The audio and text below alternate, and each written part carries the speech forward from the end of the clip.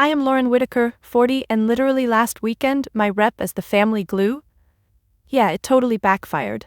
The piece I'd been holding together I worked my butt off to keep solid, it blew up into a full-on family meltdown at our so-called happy reunion.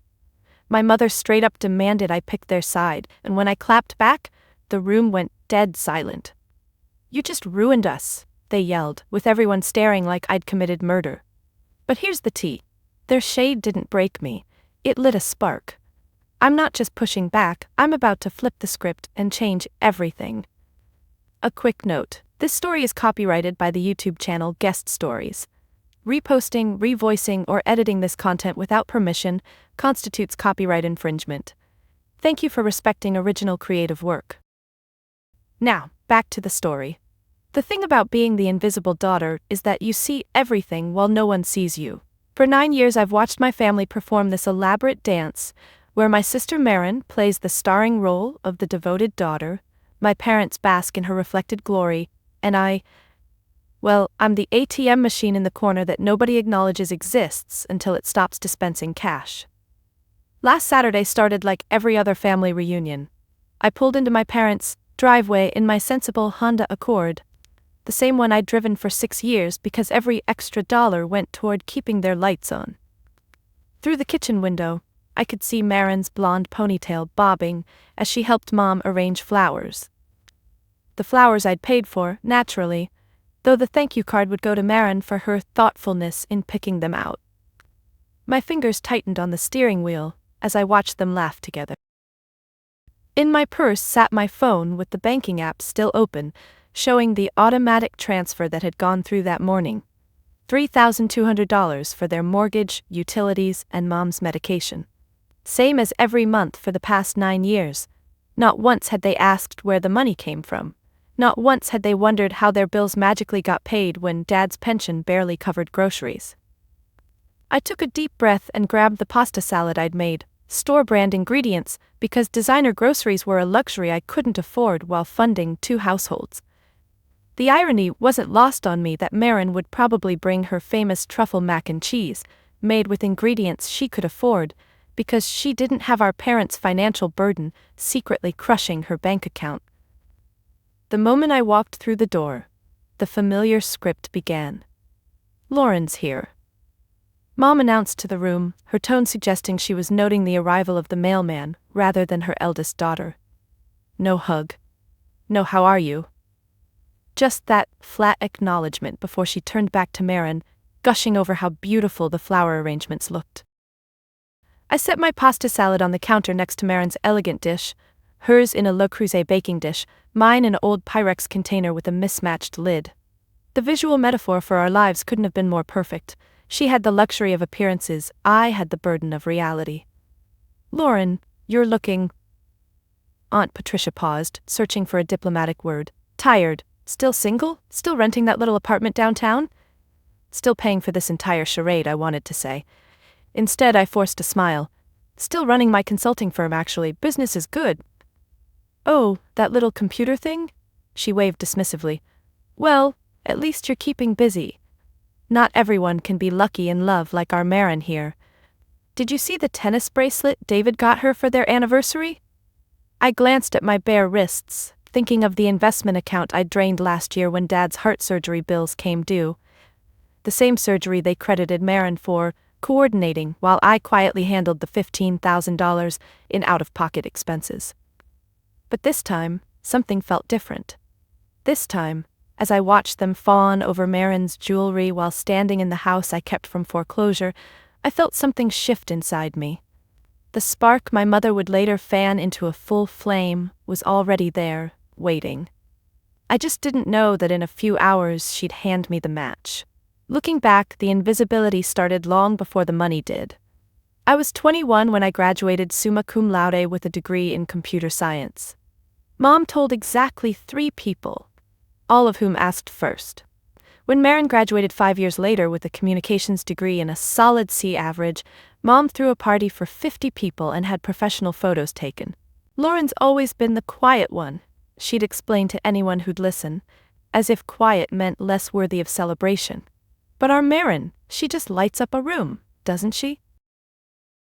The pattern was set early. When I landed my first job at a tech startup, the family dinner conversation revolved around Marin's new boyfriend.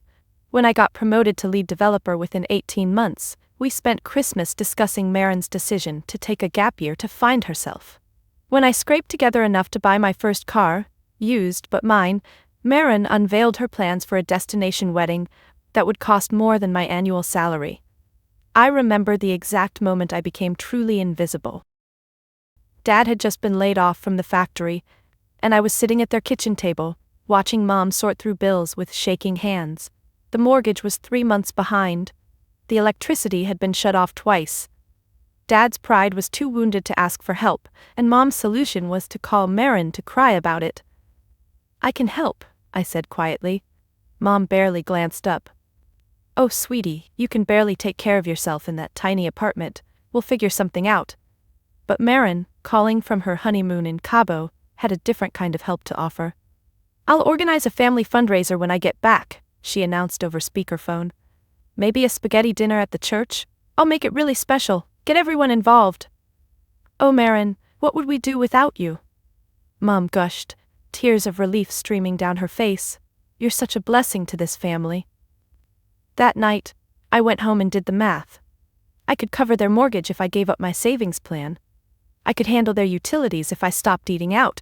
I could manage Dad's medications if I picked up freelance projects on weekends. The tiny apartment Mom dismissed could get even tinier if it meant keeping them afloat. So I set up the automatic transfers, no fanfare, no announcement, just quiet, consistent support flowing from my account to theirs every month. The first time I held my breath, waiting for the phone call, the questions, the gratitude. Instead, I got a text from Marin. "Mom says the bank fixed their mortgage mix-up. Isn't that amazing? God provides." God apparently had my routing number. The spaghetti dinner fundraiser never happened. It didn't need to. The bank error kept occurring monthly, and somehow no one thought to question why their financial problems had mysteriously resolved exactly when their eldest daughter's career had taken off. 9 years of this. 9 years of watching them struggle with money I'd already secretly handled. 9 years of Marin suggesting fundraisers and church prayers while I worked 60-hour weeks to cover 2 households. 9 years of being thanked for my sweet contributions of pasta salad while hemorrhaging money to keep their heads above water. The worst part? It wasn't even about the money. It was about the narrative they'd constructed, where Marin's emotional support was priceless, while my financial support was worthless. Where her presence at Sunday dinners made her the good daughter, while my absence, because I was working overtime to pay for those dinners, made me the distant. 3 years ago, Marin posted a Facebook tribute for our parents' anniversary. "To the most amazing parents who sacrificed everything for us, I hope I can give back even a fraction of what you've given me." The comments flooded in about what a devoted daughter she was, how lucky our parents were to have her. How she was definitely the favorite for a reason.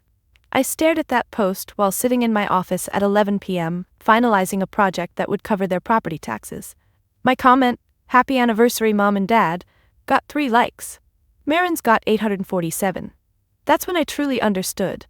I wasn't just invisible, I was meant to be. My role in this family wasn't to be seen or celebrated.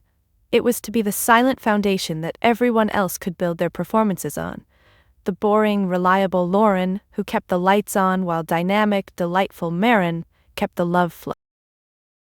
But here's what happens when you build your entire worldview on an invisible foundation. You never think to check if it's still there. You assume it's permanent, unshakable, endless. You never imagine it might one day choose to disappear completely. The secret began with rage. Pure, crystallized rage that hit me at 2 a.m. on a random Tuesday, 4 years into my invisible financial support. I just received an email from a potential client, a Fortune 500 company interested in my consulting services, and my first thought wasn't excitement. It was exhaustion. Because I knew exactly where that money would go. I sat in my dark apartment, laptop glowing, and did something I'd never done before. I opened a spreadsheet and calculated exactly how much I'd given my family. The number made me physically ill, $287,000, while living in a studio apartment, while driving a car held together by duct tape and prayers, while shopping at discount stores and clipping coupons like a retiree on fixed income. $287,000 of invisible love. That's when the aha moment hit. Not gentle enlightenment, but a sledgehammer of clarity. I wasn't helping my family, I was enabling them. Every dollar I secretly provided was another brick in the wall between us. They couldn't see me because I'd made myself unseeable. I'd become so good at being the silent provider that I'd erased myself entirely. But what if I didn't? The thought was terrifying and thrilling. What if I took that Fortune 500 contract and didn't tell them? What if I started building something for myself, something they couldn't dismiss or diminish because they wouldn't even know it existed? That night, I opened a separate bank account. Not for them, for me. I named it Project Phoenix because I was about to burn down everything I'd been and rise from my own ashes. The struggle was immediate and brutal. Taking that Fortune 500 contract meant working essentially 2 full-time jobs, days at my regular position, nights and weekends on the consulting project. I told my family I was taking extra shifts. They didn't question it. Invisible daughters don't have lives worth investigating. I survived on 4 hours of sleep and gas station coffee. My social life, what little existed, evaporated entirely. Friends stopped calling after the 5th declined invitation. Dating became a foreign concept, but every hour I worked was an hour invested in my own future, not theirs. 6 months in, the Fortune 500 project led to another, then another. Word spread in those corporate circles that I could solve problems others couldn't, that I worked with a hunger that bordered on obsession. They had no idea they were watching someone claw their way out of a prison of their own making. I incorporated my consulting firm, Whitaker Solutions, exactly 1 year after that first rage-filled night. The irony of using our family name for my secret business wasn't lost on me. It was the first time being a Whitaker had benefited me directly. The success came faster than I'd imagined. Within 2 years, I had 3 full-time employees. By year 3, I was turning down more contracts than I accepted. My little computer thing, as Aunt Patricia called it, was generating 7 figures annually, and I told no one. The secrecy became its own addiction. Every family dinner where they dismissed my work, I thought about the CEO who'd called me a visionary that. Every time Mom praised Marin's part-time receptionist job, I remembered the standing ovation I'd received at a tech conference. Every pitying look at my old car made me smile, knowing I could buy a Tesla cash, but chose not to. Because the secret wasn't about the money anymore, it was about proving something to myself.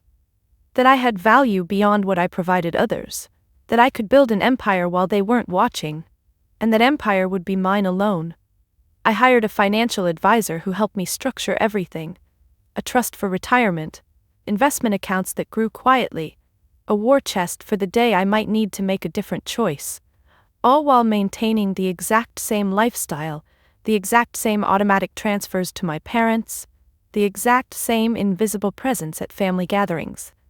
"You look tired," Mom said at last year's Christmas dinner, the same observation she'd made for a decade. "You work too hard for too little."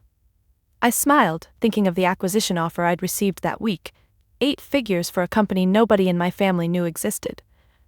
"You're probably right, Mom." The beautiful irony was that success made invisibility easier. The more I achieved in secret, the less I needed their validation. Their dismissal became armor.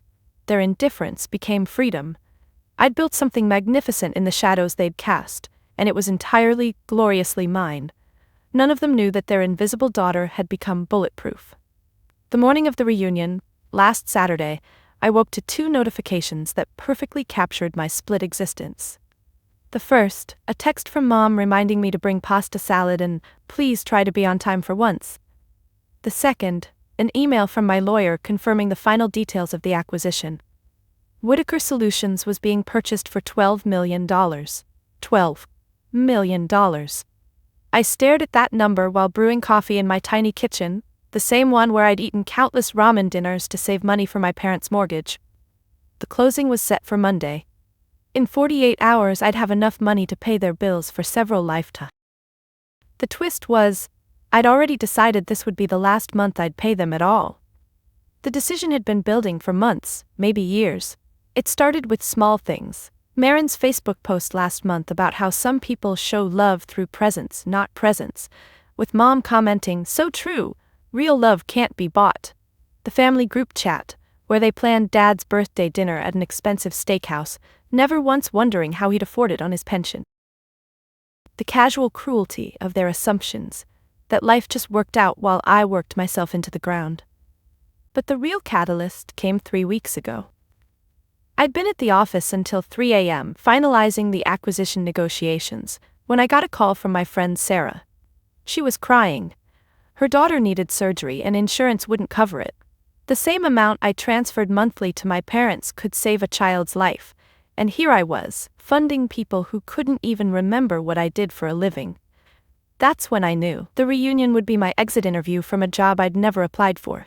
I pulled up my banking app and looked at the scheduled transfers. Mortgage, $2,400. Utilities package, $450. Mom's medications, $350. The miscellaneous emergency fund I kept for their unexpected expenses, another $500. All set to process Monday morning, like clockwork.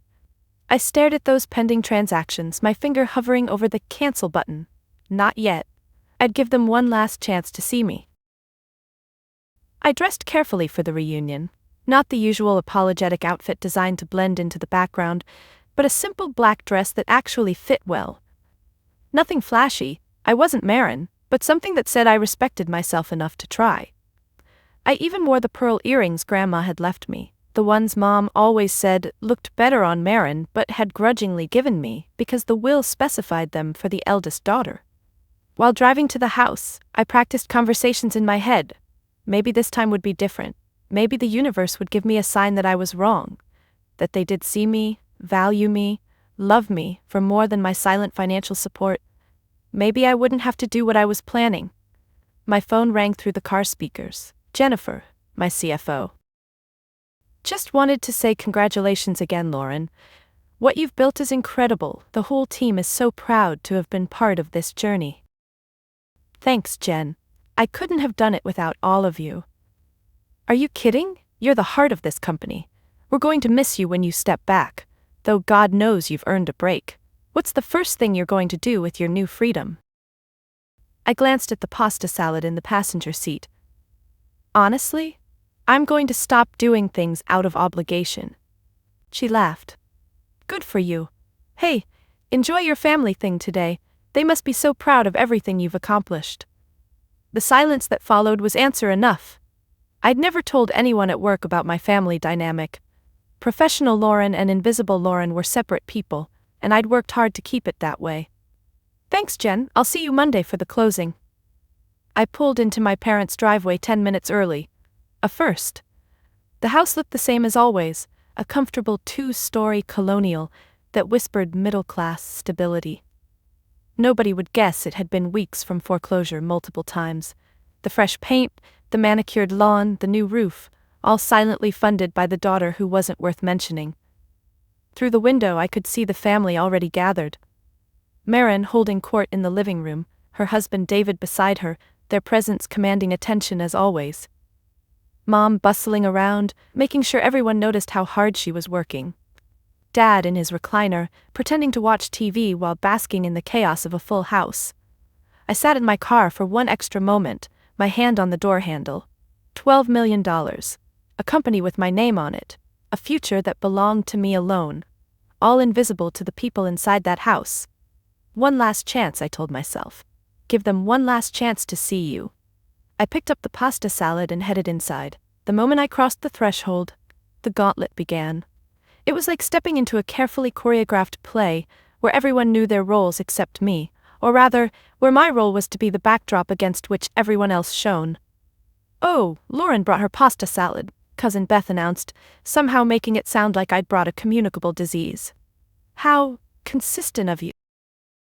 I set the dish on the counter and watched her place a little tent card in front of Marin's truffle mac and cheese. Marin's famous mac. No label for mine, just another invisible contribution to the spread. "Lauren," Aunt Patricia descended on me like a hawk who'd spotted something small and defensible. "Let me look at you." She grabbed my shoulders, turning me slightly, her eyes conducting an inspection that would make airport security look casual. Well, at least you're trying with your appearance today. Though those pearls. She trailed off, shaking her head with practiced disappointment. Grandma's pearls, I said quietly. Yes, well, inheritance isn't always about who things look best on, is it? She patted my cheek with condescending affection. How's that little job of yours? Still playing with computers? I run a consulting firm, actually. Consulting. She said it the way someone might say, septic cleaning. Well, we can't all marry well like your sister. Speaking of which, have you seen David's new promotion, regional vice president? Marin must be over the moon. As if summoned, Marin glided over, her perfume arriving a full second before she did. Lauren, you made it! She hugged me with the kind of careful precision that ensured no actual warmth was transferred. I was just telling everyone about David's promotion. Isn't it amazing? We're looking at houses in Westfield now. You know, the gated community? That's wonderful, I said, thinking of how their down payment would probably come from the same mysterious source that paid our parents' bills. You should see them, Marin continued, oblivious. 4 bedrooms, 3 baths, chef's kitchens. Of course, it's a big step up from, well, she gestured vaguely at my general existence. But David says we deserve it after all our hard work. Uncle Frank chose that moment to join our circle, bourbon already heavy on his breath. There's our career girl, still burning the midnight oil for pennies on the dollar? He laughed at his own non-joke. You know, my neighbor's son is single. Divorced, but only twice. I could set something up. I'm not really. Don't be picky, sweetheart. Clock's ticking louder every year. Not everyone can land a David.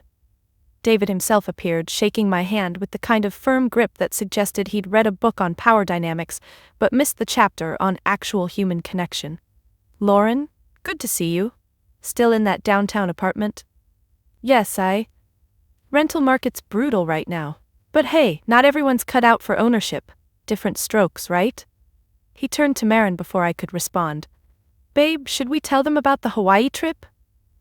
And just like that, I ceased to exist again. The conversation flowed around me like water around a stone, occasionally splashing against me, but never actually including me. They discussed Marin's upcoming tropical vacation, her new Pilates instructor, the charity gala she was organizing, because giving back is so important when you've been blessed. I found myself studying them with the detached interest of an anthropologist, these people who shared my blood but nothing else, who built their entire identities on foundations they didn't even know existed. Marin's designer handbag that cost more than Mom's mortgage payment.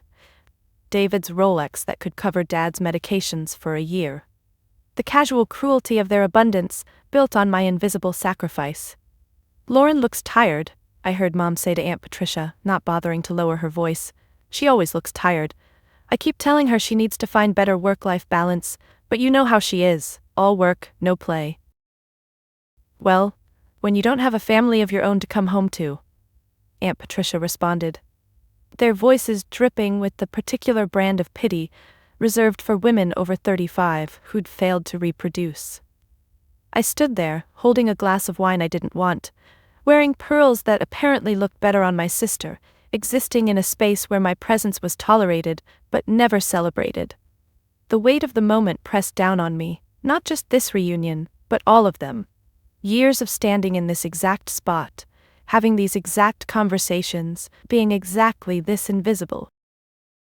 $12 million, I reminded myself. Monday morning, everything changes. But first, I had to survive tonight. The formal dining room had been set with Mom's best china, the stuff that came out twice a year and required everyone to comment on how lovely it looked.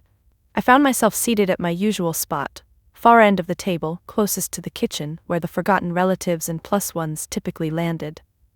The geography of our family dynamics laid out in place settings. Before we eat, Mom announced, standing at the head of the table with the practiced authority of someone who'd been orchestrating family gatherings for decades, I want to say a few words. The room settled into attentive silence. These speeches were tradition, Mom's moment to paint the family portrait she wanted the world to see. I gripped my fork, already knowing I wouldn't appear in the frame. Family is everything, she began, her voice taking on that performative warmth she reserved for audiences. and I'm so blessed to be surrounded by such loving, devoted children. Her eyes swept the table, pausing on Marin, like a spotlight finding its mark. Especially our Marin, who despite her busy life with David, never misses a family gathering, who calls every day just to check in, who remembers every birthday, every anniversary, every special moment. Marin ducked her head in practiced humility, while David squeezed her shoulder. The rest of the table murmured appreciative. A mother couldn't ask for a more devoted daughter, Mom continued. The way she takes care of us, always putting family first, it's what love looks like. Real love. The kind you can't put a price on. I felt my jaw clench. Can't put a price on. The irony was so sharp it could draw blood. Uncle Frank raised his glass. To Marin, the daughter every parent dreams of. To Marin, the table echoed. I raised my glass with the others, the wine bitter on my tongue.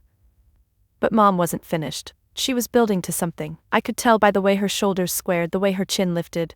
You know, she said, her voice taking on a confessional tone, people sometimes ask me about favoritism. They say, how can you have a favorite child? And I always tell them the same thing. I don't have favorites. I love both my daughters equally. The pause that followed felt rehearsed, the butt hanging in the air like a guillotine blade. But there it was. Love looks different from different children.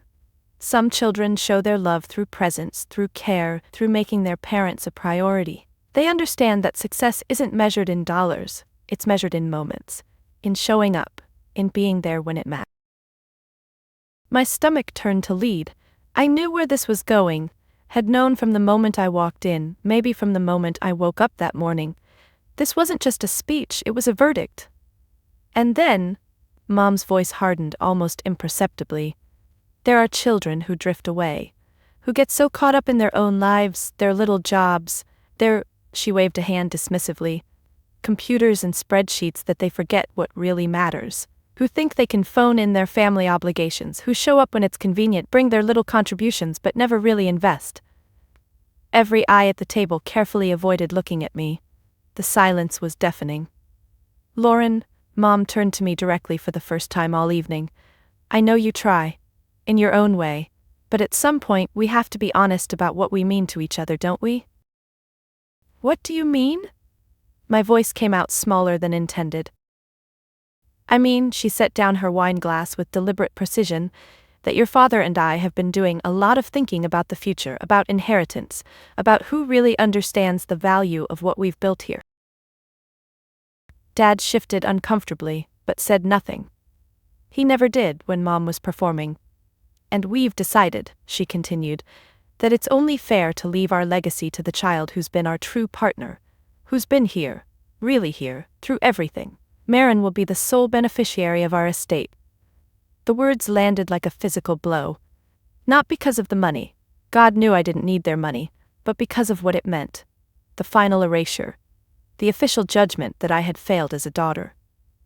Mom, Marin said softly, perfectly playing her part. You don't have to. No, it's decided. Your father and I are seeing the lawyer next week. Lauren has her own life, her own priorities. She's made it clear where she stands with this family, so we're making it clear where we stand too. She raised her glass again, this time looking directly at me. To clarity, to honesty, to knowing where we all really stand. I sat there, frozen, as glasses raised around me. The room spun slightly, not from wine but from the sheer audacity of it all. 9 years, $287,000. Countless sacrifices, all invisible, all worthless, all leading to this moment where I was being formally written out of a family I'd been single-handedly supporting. To family, someone said. To family, they all echoed. I set down my untouched glass and met my mother's eyes. She was waiting for something, tears perhaps, protests, begging. The dramatic scene that would let her play the magnanimous mother, maybe throw me some crumbs of inclusion. Instead I smiled, a real smile. The first genuine expression I'd worn all evening. To clarity, I said softly. I was about to give them more clarity than they'd ever bargained for. The silence that followed Mom's toast stretched like a taut wire, ready to snap. I could feel everyone waiting for my reaction, the tears, the argument, the scene that would let them comfort Marin for having such a difficult sister. Instead, I carefully folded my napkin and placed it beside my untouched plate. Excuse me, I said quietly. I need to use the restroom. Now? We're about to eat. Mom's voice carried that edge of annoyance she'd perfected over the years. Honestly, Lauren, your timing. I'll just be a moment. I stood slowly, deliberately, feeling their eyes track my movement. Marin reached out as if to touch my arm, probably to deliver some perfectly crafted words of fake sympathy, but I stepped smoothly out of reach. The walk to the hallway felt like miles, each step echoing in the sudden quiet. But I didn't go to the bathroom. I went to the coat closet where I'd left my purse and pulled out my phone. My hands were perfectly steady as I opened my banking app. All those pending transfers sitting there like loyal soldiers waiting for Monday's orders. With clinical precision, I began canceling them one by one. Mortgage payment to Wells Fargo, canceled. Utility payment to County Electric, canceled. Water and sewage to Municipal Services, canceled. Mom's prescription auto pay to CVS, canceled. Each cancellation required a confirmation, a little, "Are you sure?" that felt like the universe giving me an out. Yes, I was sure. I'd never been more sure of anything in my life. Next came the automatic transfers from my checking to theirs. The steady stream that had flowed for 9 years, as reliable as gravity. Cancelled. The emergency fund I maintained in a separate account with their names on it. I removed their access with 3 taps. The credit card I'd added them as authorized users on for emergencies that somehow included Marin's shopping trips. All cards cancelled effective immediately. The whole process took less than 4 minutes. 9 years of financial support, dismantled with the clinical efficiency of someone who'd finally understood their worth. But I wasn't done. I opened my email and typed a quick message to my assistant. Please cancel the Henderson account monthly service effective immediately. No further explanation needed. Henderson was the code name I'd used for my family's expenses in my business records. Even my shame had been organized. I heard footsteps in the hallway, probably someone sent to check on me. Time to go. I slipped my phone back into my purse and walked calmly to the dining room doorway. They'd started eating without me, conversation flowing again, as if that devastating moment had been nothing more than a commercial break in their regular programming. I didn't return to my seat. Instead, I stood in the doorway, watching them for what I knew would be the last time in this context. My mother, holding court at the head of the table. My father, silent as always, complicit in his passivity. Marin, glowing with the security of being chosen, validated, seen. The extended family, all playing their supporting roles in this drama where I'd been written out of the script. I'm not feeling well, I announced. I'm going to head home. Mom didn't even look up from her plate. Oh, Lauren, always so dramatic. Can't you just... No, I interrupted, surprising us both. I can't. Now she looked up, irritation flashing across her face. We're in the middle of dinner. You're in the middle of dinner, I corrected. I was apparently just taking up space. Isn't that what you said? That I phone it in? That I don't really invest? Don't twist my words, I was simply being honest about writing me out of the will? Yes, very honest, the first honest thing you've said about me in years. Marin's eyes widened with practiced concern. Lauren, Mom didn't mean, she meant every word. I picked up my car keys from the side table. And so do I. Enjoy your dinner, enjoy your inheritance, enjoy all of it. I turned to leave, then paused. One last thing to say. Not for them, they wouldn't understand it yet. But for me. Oh, and Mom, you're right, love can't be bought. But apparently, neither can visibility. I walked out of that house with my head high and my phone silent in my purse, carrying the knowledge of what I'd just done like a secret weapon. They had no idea that their world was about to change. That the invisible foundation they'd built their lives on had just vanished as suddenly and completely as I had. The night air hit my face, cool and clean and free. I'd been holding my breath for 9 years. Finally I could exhale. The calls started Sunday morning at 6:47 a.m. I know the exact time because I was already awake, sitting on my balcony with coffee, watching the sunrise paint the city in shades of gold and possibility. Mom's ringtone, an old song about family ties I'd programmed in years ago, shattered the peaceful morning like a brick through glass. I let it go to voicemail, then Dad called, then Marin. Then the house phone started. Yes, I still had a landline, another responsible choice from my invisible years, and I could see their numbers cycling through like a broken slot machine. I sipped my coffee and counted 17 calls in the first 10 minutes. They must have discovered the utilities were scheduled for shut-off. The doorbell rang at 9:15 a.m. Through the peephole, I saw all three of them, Mom, Dad, and Marin, standing in my hallway looking like disaster survivors. Mom's hair wasn't properly styled. Dad wore mismatched socks with his sandals. Marin's designer purse hung awkwardly off her shoulder like she'd grabbed it while running. The invisible daughter had finally become visible, but only because the lights were about to go out. I opened the door but didn't invite them in. "Good morning." "What did you do?" Mom's voice cracked, stripped of its usual performance quality. "Lauren, what did you do?" "I'm not sure what you mean." "The bank called." Dad spoke for the first time in years, it seemed. "They said the mortgage payment was refused. The automatic payment we've had for years just stopped." 9 years, I corrected calmly. "The automatic payment you've had for 9 years. The silence that followed was beautiful. I watched comprehension dawn across their faces like a slow-motion sunrise. Marin's mouth opened and closed soundlessly. Mom gripped the doorframe. Dad seemed to age a decade in seconds. "You?" Mom whispered. "Me? But how? Your little job. My little job has been covering your mortgage, utilities, insurance, medical bills, groceries, and incidentals for 9 years. That mysterious resolution to your financial problems? That was me, every month, never missing one. Never asking for thanks, never being seen." Marin found her voice first, of course. "That's impossible. You live in this tiny apartment. You drive that old car. You bring pasta salad to family dinners. Because every extra penny went to you." I leaned against my doorframe, marveling at how light I felt. "Do you want to know the exact amount? $287,000, plus the emergency expenses, Dad's heart surgery, the new roof, Mom's dental work. Should I continue?"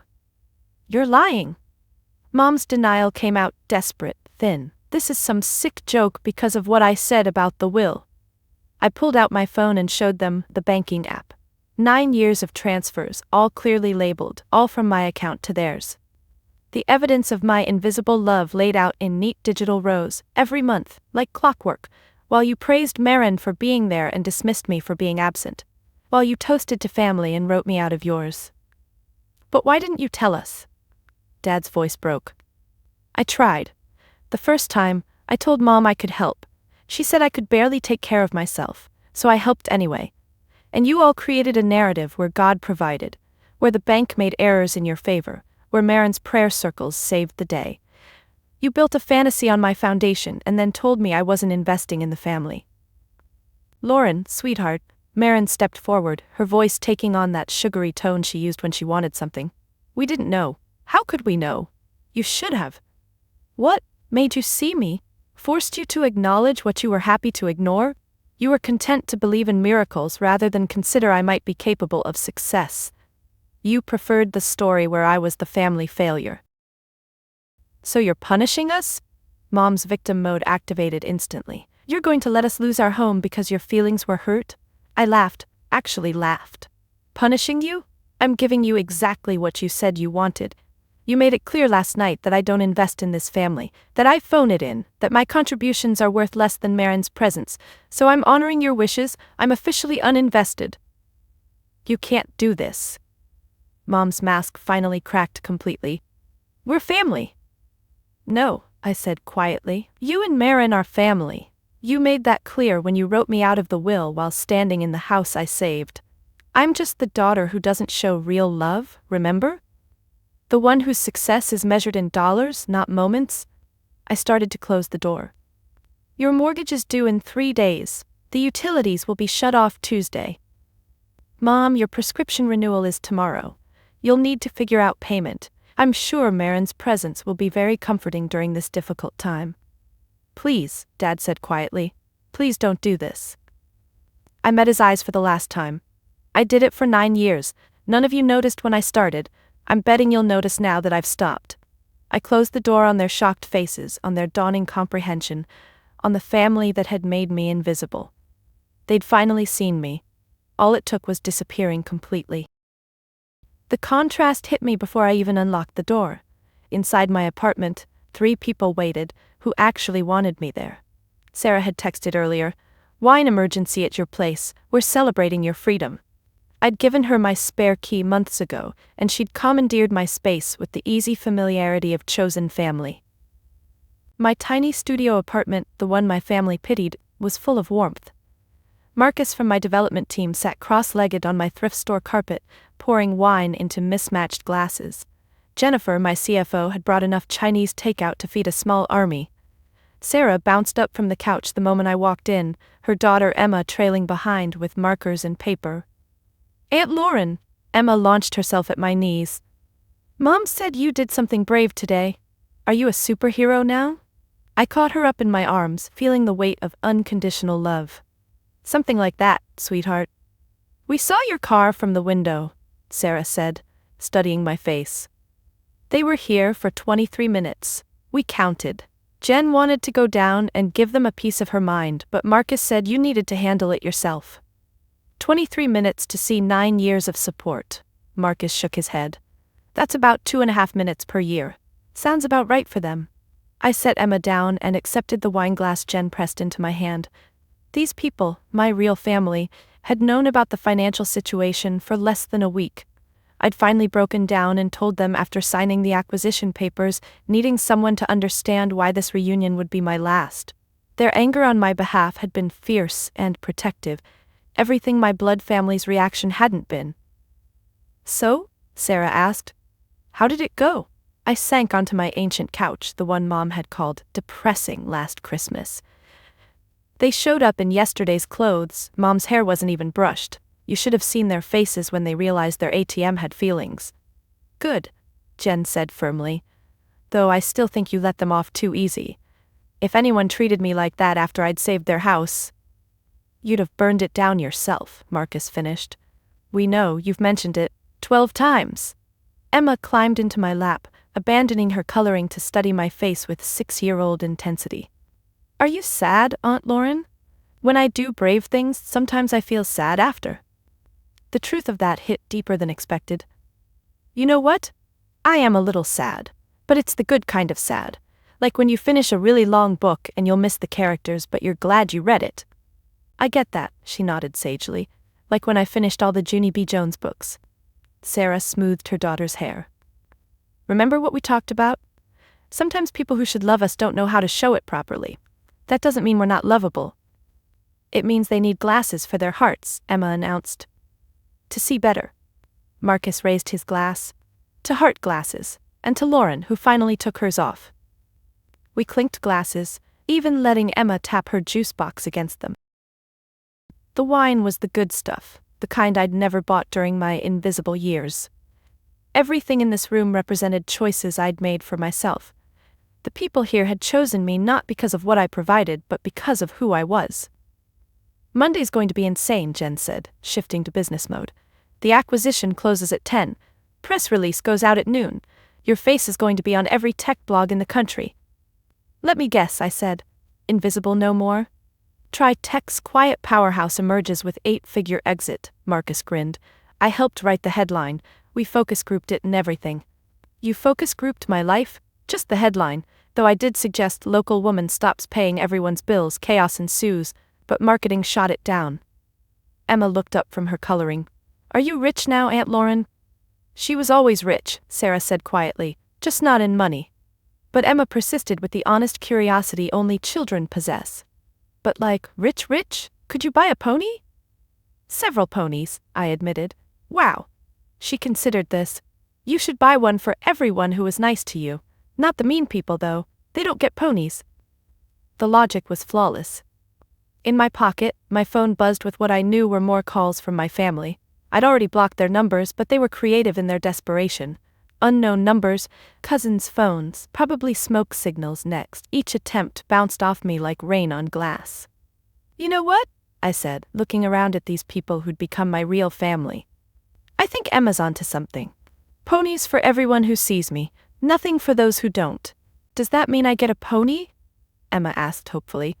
"You get whatever you want, sweetheart. Your mom helped me remember I was worth seeing." Sarah's eyes misted. "Lauren..." "No crying," Jen interrupted. "We said no crying until after the 3rd bottle of wine. Those are the rules." But Emma had already moved on, returning to her coloring with the easy resilience of childhood.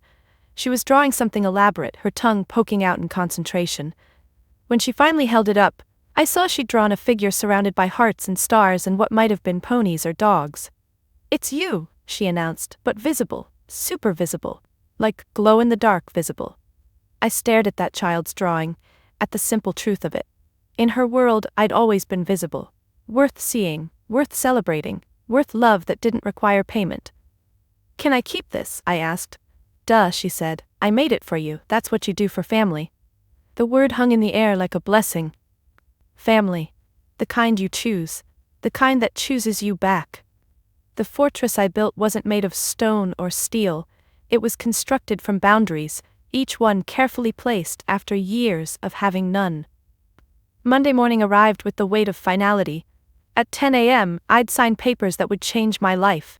But first, I had to deal with the family that had discovered what their life looked like without me. The attempts to reach me had evolved from desperate to creative to borderline unhinged.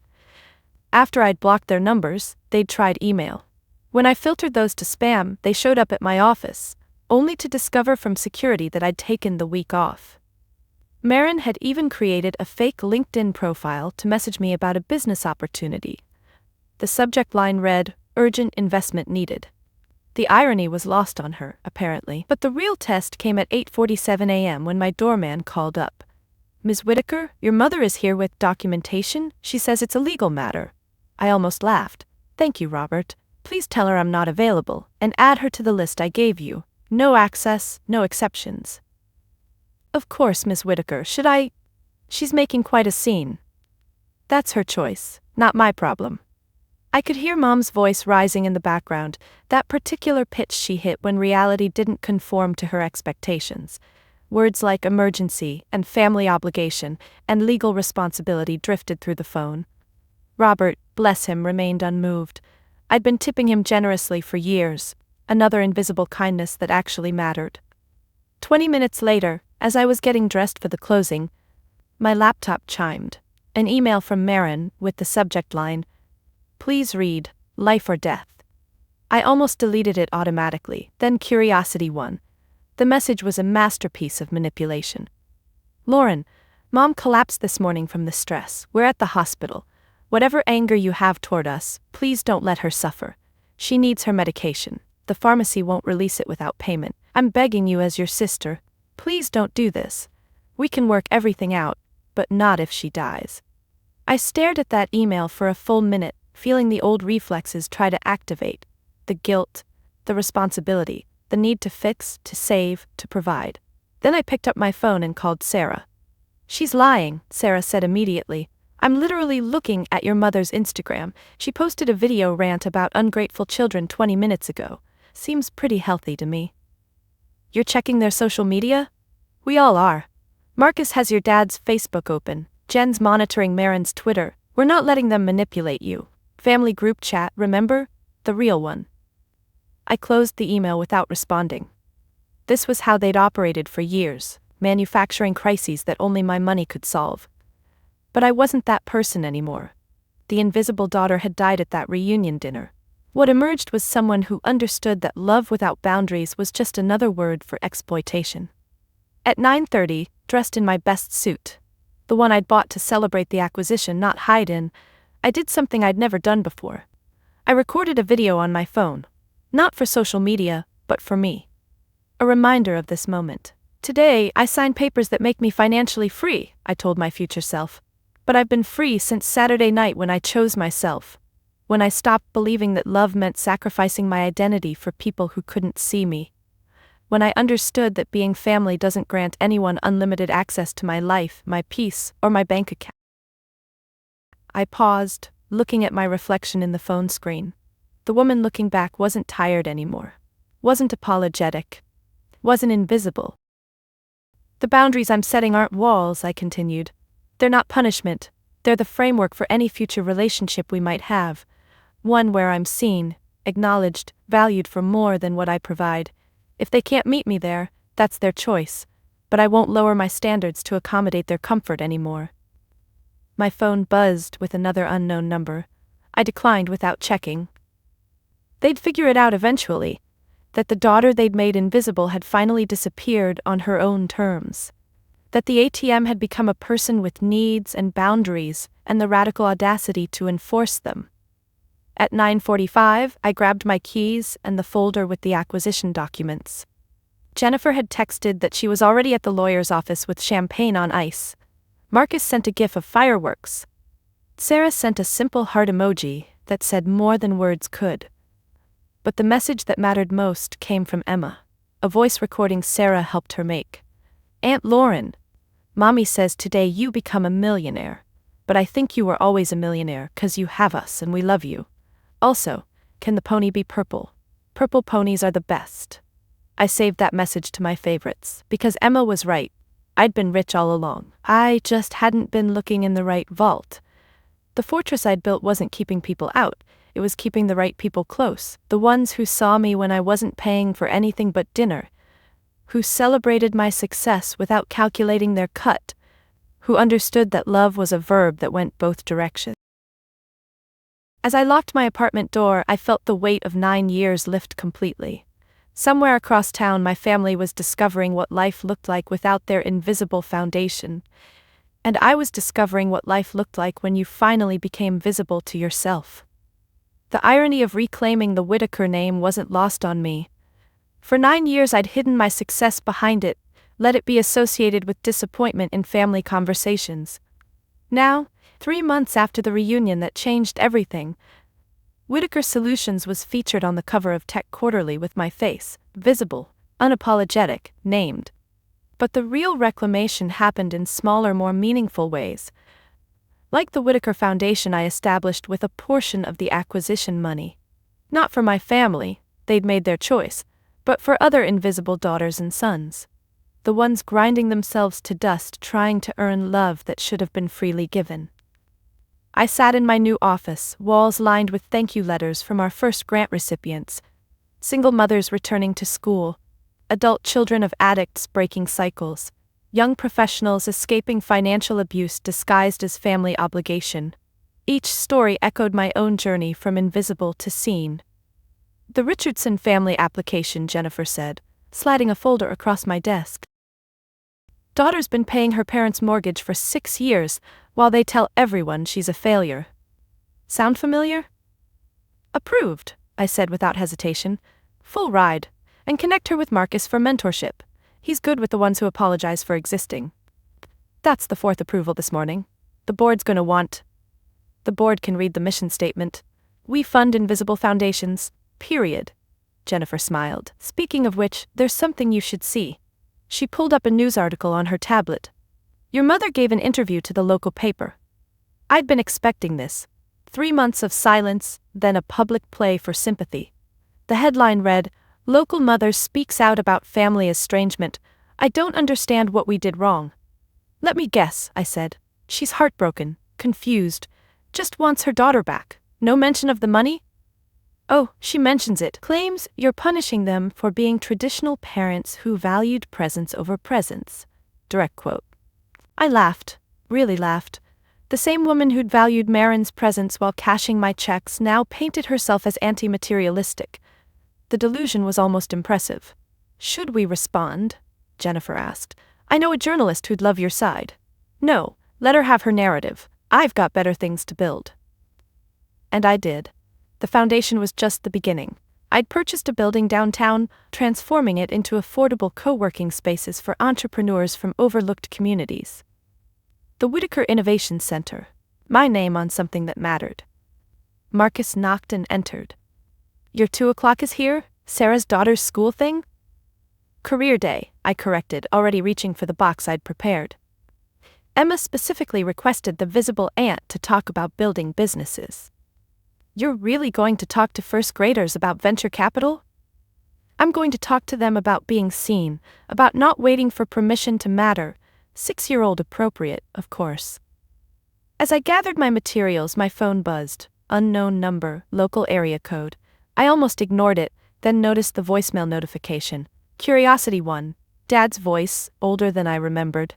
Lauren, it's your father. I know you won't call back, I understand. I just wanted you to know that I see it now, all of it. What you did. what we didn't do. Your mother won't admit it, but I know. The house is in foreclosure. Marin and David are divorcing. Turns out he's not interested in struggle, and I'm living with the knowledge that I stood silent while my daughter saved us, and we thanked someone else. I don't expect forgiveness. I needed you to know that one person in this family finally sees you, really sees you. I'm proud of who you became, despite us. I deleted the message. Then I retrieved it from the trash. Then I saved it. The cycle of emotions surprised me. Anger, sadness, something that might have been satisfaction, but not guilt. Never again guilt. You okay? Marcus asked from the doorway. Yeah, just ghosts trying to haunt someone who's moved houses. The family? The father, specifically, having revelations about 9 years too late. What are you going to do? I picked up the box for career day, full of props to help 6-year-olds understand that invisible didn't mean worthless, that sometimes the strongest foundations were the ones nobody saw, that being seen was a choice you made for yourself, not a gift others bestowed. I'm going to teach Emma's class about entrepreneurship. Then I'm going to review more foundation applications. Then I'm going to have dinner with people who saw me when I had nothing to offer but myself. And your family? I thought about Dad's message, about Mom's interview, about Marin's divorce and their foreclosure, and the wreckage of lives built on someone else's invisible sacrifice. They're getting exactly what they asked for, a life without my investment. Turns out when you tell someone they contribute nothing worth mentioning, they might just believe you. I headed for the door, then turned back. Oh, and Marcus? That idea you had about funding coding camps for overlooked communities? Write it up. The Whitaker Foundation is interested. Because that was the legacy I was building now.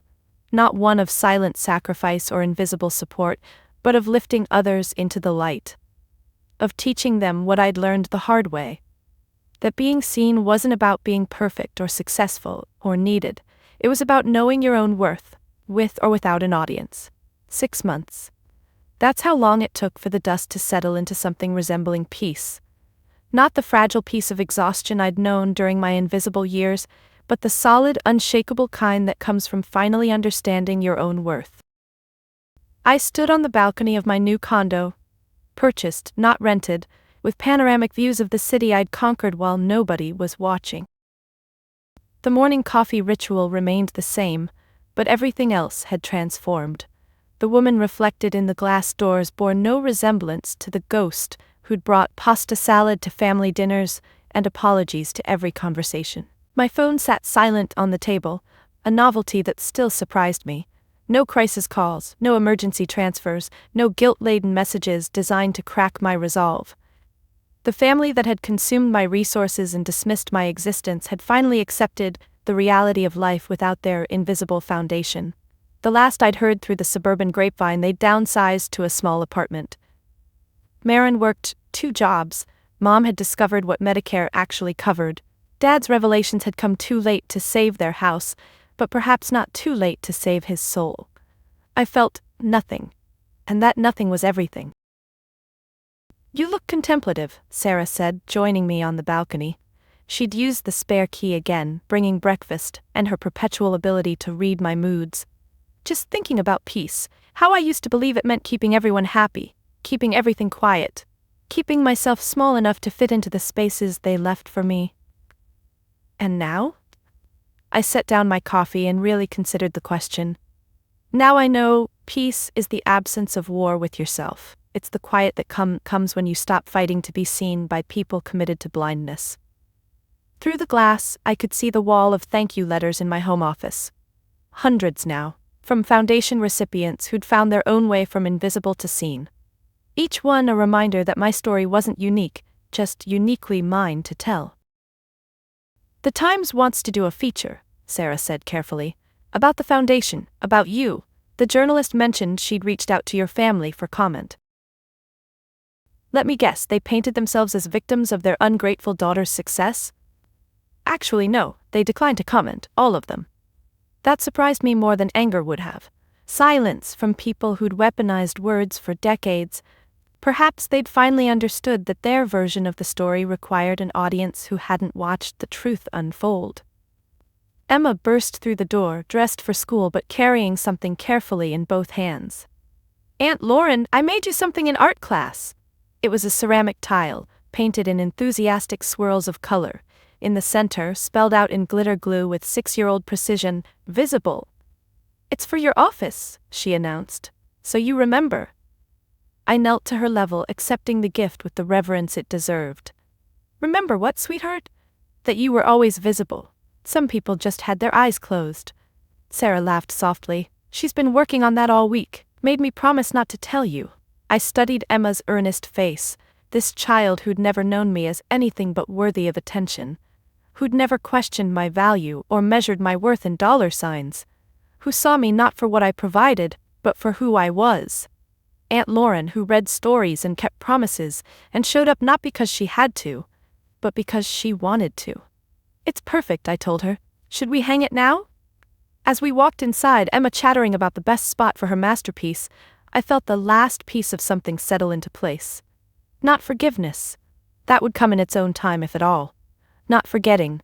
The scars of invisible years don't simply vanish. But acceptance. Deep, bone-level acceptance of a truth I'd spent 40 years learning. Self-validation isn't a consolation prize for those who can't earn external approval. It's the foundation everything else builds on.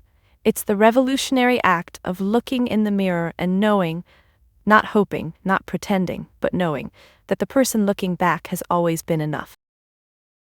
I'd spent 9 years and $287,000 trying to purchase visibility from people who'd already decided I wasn't worth seeing. But visibility isn't a gift others grant. It's a light you carry within yourself, bright enough to illuminate your own path, whether anyone else notices or not. Emma held up the tile against my office wall, her tongue poking out in concentration. "Here." "Perfect," I said again, and meant it, because she was right. I'd always been visible. I'd just been standing in the wrong rooms, seeking recognition from people looking in the wrong direction. The peace I'd found wasn't about their eventual understanding or apology or acknowledgement. It was simpler and more profound than that. It was about finally, fully, irrevocably seeing myself.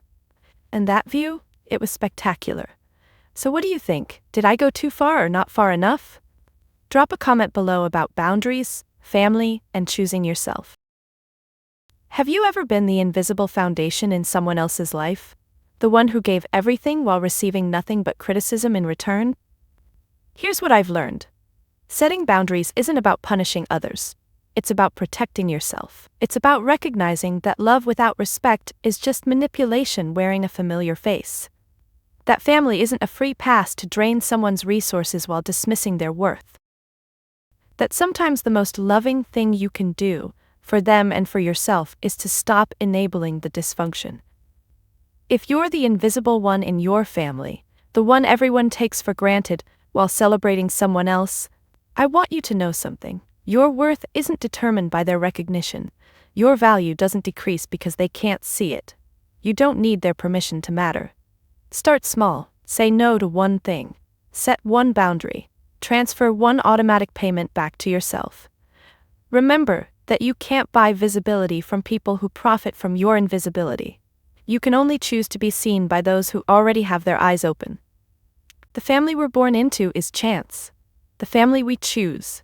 The people who see us, value us, celebrate us without calculating what we provide. That's the miracle. Find your people. The ones who'd notice if you disappeared, not because their bills wouldn't get paid, but because their lives would be dimmer without your light. And remember, you were never invisible. You were just standing in the wrong spotlight. Don't forget to subscribe for more stories about choosing yourself, setting boundaries, and finding the courage to stop being everything to everyone except yourself.